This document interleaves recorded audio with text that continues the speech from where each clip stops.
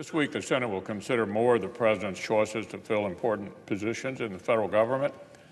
Too many important seats have continued to gather dust 2.5 years into this presidency due to a systematic Democratic obstruction. The President deserves his team, and the American people deserve to be governed by the government they actually elected back in 2016. So as long as there continues to be resistance to processing uncontroversial nominees in the typical fashion by voice vote, we'll just continue to vote on these impressive men and women. Leading off this week are nominees to be Deputy Undersecretary of the Treasury, Ambassador to the Republic of Fiji, Solicitor of the Department of Interior, Deputy Commissioner of Social Security.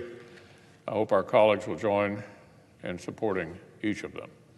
The Senate also needs to remain focused on our important job of funding the federal government. Last week brought an unfortunate spectacle. The vast majority of our Democratic colleagues actually filibustered legislation to fund our national defense at a dollar figure they'd previously agreed to for the sake of a political fight with the President. The funding our commanders need to keep pace with China and Russia, the funding our men and women in uniform need for their tools and training, even a pay raise for our service members.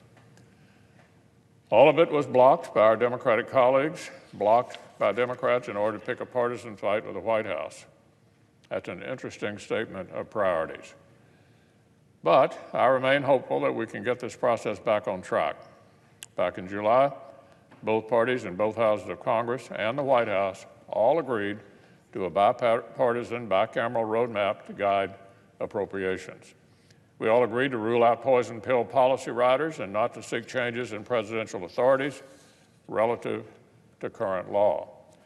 So I hope we can rediscover that roadmap and make some progress. In the meantime, before the end of the week, we'll vote on a continuing resolution to prevent a lapse in funding while the work continues.